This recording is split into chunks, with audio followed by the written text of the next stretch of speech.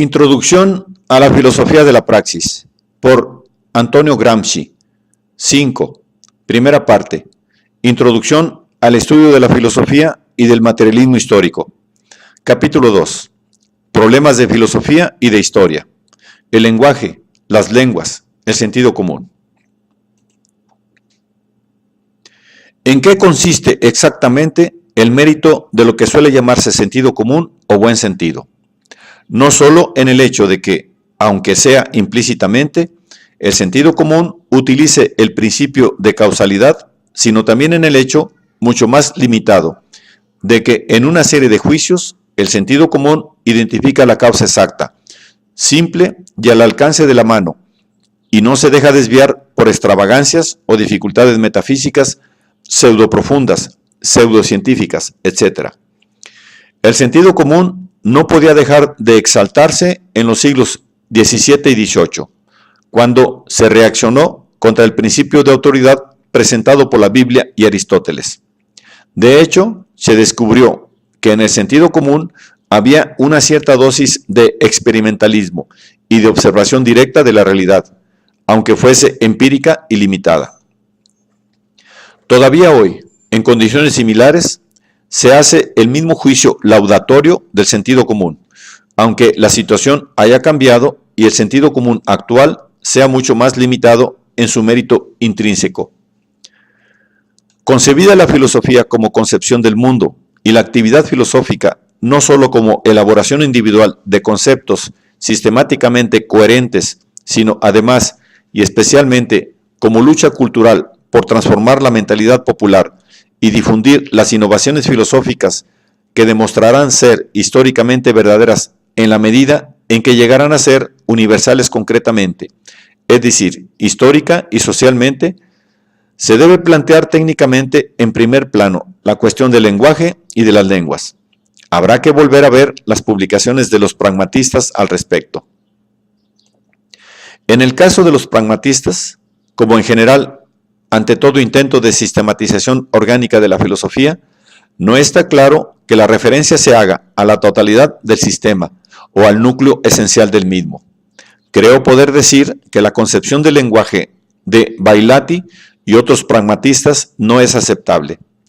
Sin embargo, parece que han sentido exigencias reales y las han descrito con una exactitud aproximada, aunque no hayan llegado a plantear los problemas y a dar su solución. Creo que se puede decir que el lenguaje es un nombre común, que no presupone una cosa única, ni en el tiempo ni en el espacio. Lenguaje significa también cultura y filosofía, aunque sea en el grado del sentido común. Y, por consiguiente, el hecho lenguaje es en realidad una multiplicidad de hechos más o menos orgánicamente coherentes y coordinados. En último término, no se puede decir que todo ser parlante tiene un lenguaje personal propio, es decir, un modo de pensar y de sentir propio. La cultura, en sus diversos grados, unifica una mayor o menor cantidad de individuos en estratos numerosos, más o menos en contacto expresivo, que se entienden entre sí en grados diversos, etc. Estas diferencias y distinciones histórico-sociales son las que se reflejan en el lenguaje común y producen los obstáculos y las causas de error de que hablan los pragmatistas. De esto se deduce la importancia del momento cultural, incluso en la actividad práctica colectiva. Todo acto histórico tiene que ser realizado forzosamente por el hombre colectivo, es decir, presupone la existencia de una unidad cultural social que junta para un mismo fin una multiplicidad de voliciones disgregadas, con heterogeneidad de fines, sobre la base de una misma y común concepción del mundo, general y particular, de acción transitoria, por vía emocional o permanente, por la cual la fase intelectual se arraiga, asimila y vive de tal modo que puede convertirse en pasión. Dado que es esto lo que ocurre, se ve claramente la importancia de la cuestión lingüística general, es decir, de la llegada colectiva a un mismo clima cultural. Este problema puede y debe relacionarse con el planteamiento moderno de la doctrina y de la práctica pedagógicas, según el cual la relación entre el maestro y el alumno es una relación activa recíproca y, por consiguiente, todo maestro es siempre alumno y todo alumno es maestro. Pero la relación pedagógica no se puede limitar a la relación específicamente escolar, mediante la cual las nuevas generaciones entran en contacto con las antiguas y absorben sus experiencias y sus valores históricamente necesarios, madurando y desarrollando una personalidad propia histórica y culturalmente superior.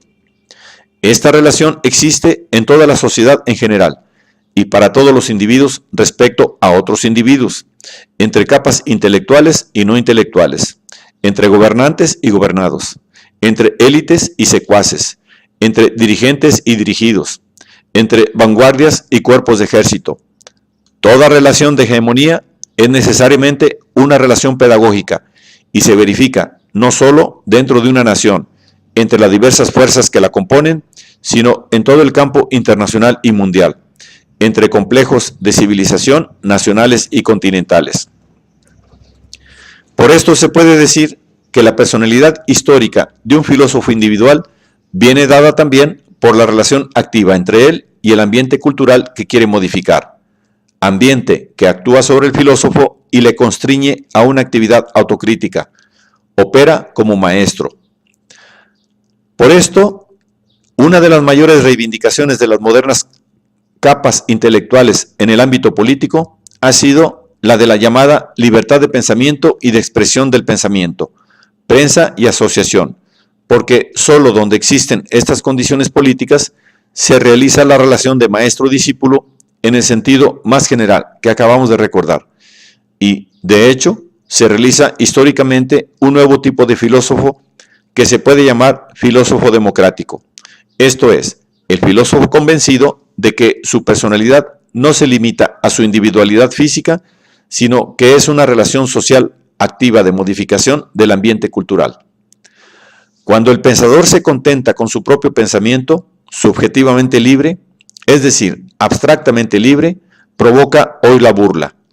La unidad de la ciencia y la vida es, precisamente, una unidad activa, y solo en ella se realiza la libertad de pensamiento. Es una relación maestro-alumno, filósofo-ambiente cultural, en el que se ha de operar, del que se debe extraer los problemas a plantear y resolver, es decir, es la relación filosofía-historia. ¿Qué es el hombre? Esta es la primera y principal pregunta de la filosofía. ¿Cómo se puede contestar? La definición se puede encontrar en el hombre mismo, esto es, en cada hombre singular. Pero, ¿es justa? En cada hombre se puede encontrar lo que es cada hombre singular, pero a nosotros no interesa lo que es cada hombre singular. Además, esto quiere decir lo que es singular en cada momento singular. Pensando un poco, se ve que el hacernos la pregunta de qué es el hombre, queremos decir, ¿qué puede llegar a ser el hombre? Es decir, si el hombre puede dominar el propio destino, puede hacerse, puede crearse una vida. Decimos pues que el hombre es un proceso, y concretamente que es el proceso de sus actos. Pensándolo bien, la pregunta ¿qué es el hombre? No es una pregunta abstracta u objetiva. Se debe a que hemos reflexionado sobre nosotros mismos y sobre los demás, y queremos saber, en relación con lo que hemos reflexionado y visto, lo que somos, lo que podemos llegar a ser si somos realmente y dentro de qué límites, artífices, de nosotros mismos, de nuestra vida, de nuestro destino. Y lo queremos saber hoy, en las condiciones de hoy, en la vida actual y no de una vida y de un hombre cualesquiera. La pregunta ha nacido, recibe su contenido, de determinados modos de considerar la vida y el hombre. El más importante de estos modos es la religión, y, concretamente, una determinada religión, el catolicismo. En realidad, al preguntarnos, ¿qué es el hombre? ¿Qué importancia tiene su voluntad y su actividad concreta en la creación de sí mismo y de la vida que vive? Queremos decir que ¿es el catolicismo una concepción exacta del hombre y de la vida? nos equivocamos o estamos en lo cierto al ser católicos, es decir, haciendo del catolicismo una norma de vida. Desde el punto de vista filosófico, lo que nos satisface en el catolicismo es el hecho de que, pese a todo, sitúe la causa del mal en el hombre individual, es decir, de que conciba al hombre como individuo bien definido y limitado. Puede decirse que todas las filosofías que han existido hasta ahora reproducen esta posición del catolicismo, es decir, conciben al hombre como individuo limitado a su individualidad y conciben el espíritu como dicha individualidad. Es este el punto en que se debe reformar el concepto del hombre, es decir, se debe concebir el hombre como una serie de relaciones activas, un proceso en las cuales, aunque la individualidad tenga la máxima importancia, no es el único elemento a considerar. La humanidad que se refleja en cada individualidad se compone de diversos elementos. A. El individuo. B. Los demás hombres. C. La naturaleza. Pero el segundo y el tercer elementos no son tan simples como pueda parecer. El individuo no entra en relación con los demás hombres por yuxtaposición, sino orgánicamente. Esto es, en la medida en que entra a formar parte de organismos que van desde los más sencillos a los más complejos. Del mismo modo, el hombre no entra en relación con la naturaleza simplemente por el hecho de que también él es naturaleza, sino activamente, por medio del trabajo y de la técnica. Más aún, estas relaciones no son mecánicas, son activas y conscientes, es decir, corresponden a un grado mayor o menor de la inteligencia que de ellos tiene el hombre singular. Por esto, se puede decir que todos se cambian a sí mismos, se modifican en la medida en que cambian y modifican todo el complejo de relaciones de que son el centro de anudamiento. En este sentido, el verdadero filósofo es, y no puede dejar de serlo, el político, es decir, el hombre activo que modifica el ambiente, entendiendo por ambiente el conjunto de relaciones de que cada individuo singular entra a formar parte. Si la propia individualidad es el conjunto de estas relaciones, hacerse una personalidad significa tomar conciencia de estas relaciones y modificar la propia personalidad significa modificar el conjunto de estas relaciones. Pero, como se ha dicho, estas relaciones no son simples. Algunas son necesarias, otras voluntarias. Además, el simple hecho de tener conciencia más o menos profunda de ellas, esto es, el hecho de saber más o menos cómo se pueden modificar, ya las modifica. Las mismas relaciones necesarias cambian de aspecto y de importancia en cuanto son conocidas en su necesidad. En este sentido, el conocimiento es poder, pero el problema es complejo en otro aspecto, todavía. No basta conocer el conjunto de las relaciones tal como existen en un momento dado, en un determinado sistema, sino que importa conocerlas genéricamente, en su movimiento de formación, pues el individuo no solo es la síntesis de las relaciones existentes, sino también la síntesis de la historia de estas relaciones, es decir, es el resumen de todo el pasado. Se dirá que es muy poco lo que puede cambiar cada individuo, en relación con sus fuerzas. Esto es verdad hasta cierto punto, pues el individuo aislado puede asociarse con todos los que quieren el mismo cambio, y si este cambio es racional, el individuo aislado puede multiplicarse un número imponente de veces y obtener un cambio mucho más radical de lo que parece posible a primera vista. Las sociedades en que puede participar un individuo singular son muy numerosas, más de lo que parece. Es a través de estas sociedades que el individuo forma parte del género humano.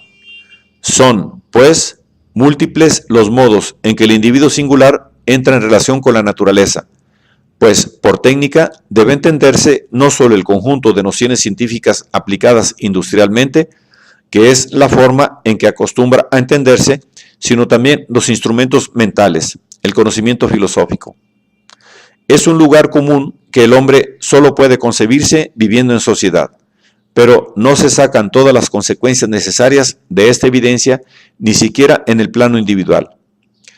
También es un lugar común que una determinada sociedad humana presupone una determinada sociedad de las cosas, y que la sociedad humana solo es posible en la medida en que existe una determinada sociedad de las cosas. Es cierto que, hasta ahora, se ha dado a estos organismos supraindividuales un significado mecanicista y determinista, tanto en el caso de las societas hominum como en el caso de la societas rerum. De aquí la reacción. Es necesario elaborar una doctrina en la cual todas estas relaciones sean activas y estén en movimiento, dejando bien claro que la sede de esta actividad es la conciencia del hombre singular que conoce, quiere, admira, crea, en la medida que ya conoce, quiere, admira, crea, etc. Y se concibe no aislado, sino rico de posibilidades ofrecidas por los demás hombres y por la sociedad de las cosas, que no puede dejar de conocer en cierto grado. Del mismo modo que todo hombre es filósofo, todo hombre es científico, etc. Tomada en sí misma, la afirmación de Feuerbach, el hombre es lo que él come, se puede interpretar diversamente.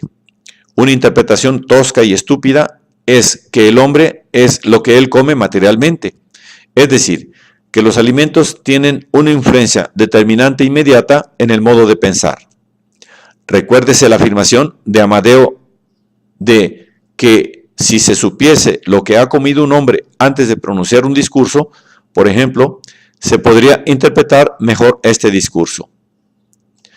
Es una afirmación infantil y de hecho ajena incluso a la ciencia positiva, porque el cerebro no se nutre de habas y de trufas, sino que los alimentos reconstituyen las moléculas del cerebro después de transformarse en sustancias homogéneas y asimilables, que tienen la misma naturaleza potencial que las moléculas cerebrales.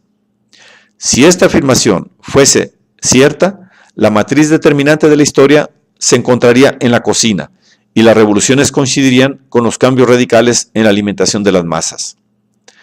Lo históricamente verdadero es precisamente lo contrario. Son las revoluciones y el complejo desarrollo histórico los que han modificado la alimentación y han creado los gustos sucesivos en la elección de los alimentos. No es la siembra regular del trigo lo que puso fin al nomadismo, sino al contrario. Las condiciones que empezaban a oponerse al nomadismo movieron a adoptar las siembras regulares, etc.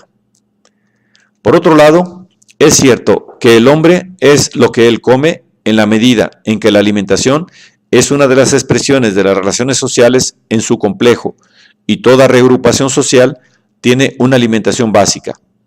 Pero con el mismo fundamento se puede decir que el hombre es su vestido, el hombre es su vivienda, el hombre es su modo particular de reproducirse, es decir, su familia, puesto que la alimentación, el vestido, la vivienda y la reproducción son los elementos de la vida social en que, de modo más evidente y difundido, es decir, con una dimensión de masas, se manifiesta el complejo, las relaciones sociales. Por consiguiente, el problema de lo que es el hombre es siempre el llamado problema de la naturaleza humana, o el del llamado hombre en general, es decir, el intento de crear una ciencia del hombre, una filosofía que parta de un concepto inicialmente unitario, de una abstracción que pueda contener todo lo humano.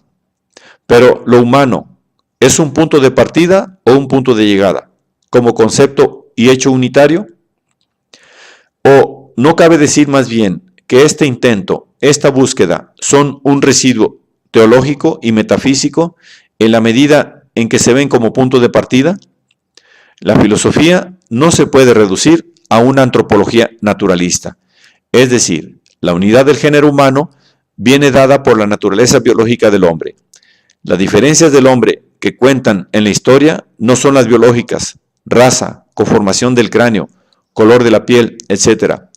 Y cabe decir que a ello se reduce la afirmación: el hombre es lo que él come. Come trigo en Europa, arroz en Asia, etc. que se puede reducir a su vez a otra afirmación: el hombre es el país en que habita, puesto que la mayor parte de los alimentos dependen en general del país que se habita.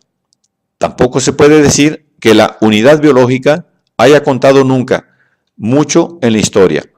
El hombre es el animal que se ha comido a sí mismo cuando más cerca estaba del estado natural, es decir, cuando no podía manipular artificialmente la producción de los bienes naturales. Ni siquiera la facultad de razonar y el espíritu han creado unidad y pueden reconocerse como un hecho unitario, porque no son más que conceptos formales categóricos. Lo que une o diferencia a los hombres no es el pensamiento, sino lo que se piensa realmente. La respuesta más satisfactoria es que la naturaleza humana es el complejo de las relaciones sociales, porque incluye la idea de devenir. El hombre deviene, cambia continuamente con el cambio de las relaciones sociales, y porque niega el hombre en general. De hecho, las relaciones sociales son expresadas por diversos grupos de hombres que se presuponen recíprocamente y cuya unidad es dialéctica, no formal.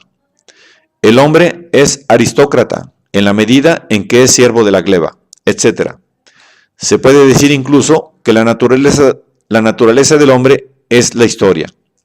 Y en este sentido, dando por supuesto que la historia es igual a espíritu, que la naturaleza del hombre es el espíritu, si se da a la historia el significado de devenir en una concordia discors que no parte de la unidad, sino que tiene en sí misma las razones de una posible unidad.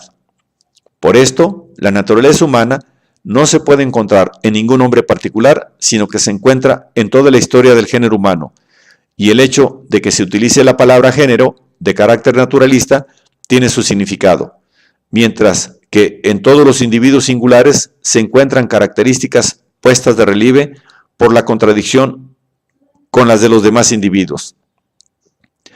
La concepción del espíritu, propia de las filosofías tradicionales y la de la naturaleza humana, encontrada en la biología, deberían explicarse como utopías científicas, que han sustituido la utopía mayor de la naturaleza humana buscada en Dios y de los hombres, hijos de Dios, y sirven para indicar la continua labor de la historia, una aspiración racional y sentimental, etc.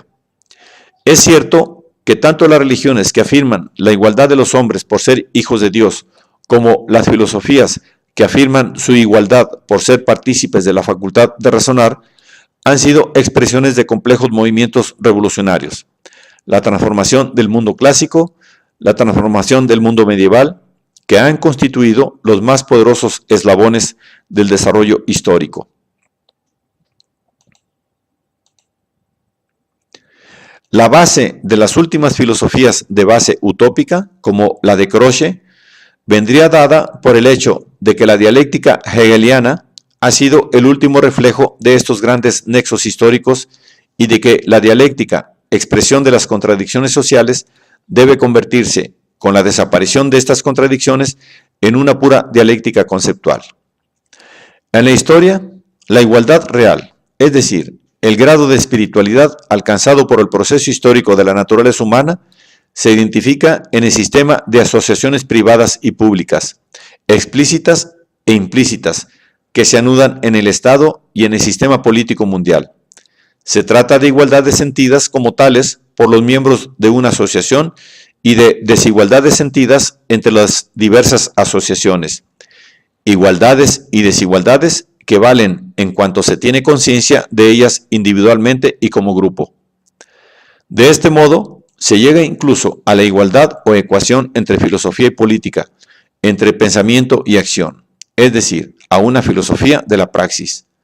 Todo es político, incluso la filosofía o las filosofías, y la única filosofía es la historia en acto, es decir, la vida misma.